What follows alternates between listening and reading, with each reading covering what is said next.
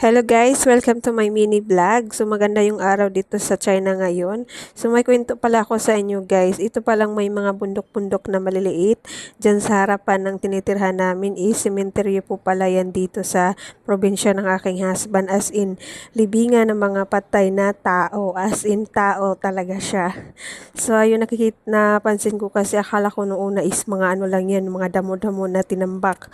So patay pala yan nililibing. So ayan harap lang po yan sa tinitirhan namin. So, actually yung mga tao dito is parang sanay na sila eh.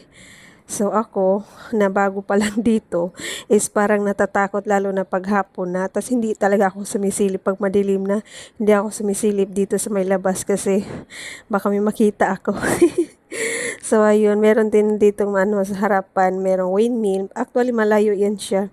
Malinaw lang siya tingnan ngayon kasi may araw. Ayan, maraming mga windmill dito.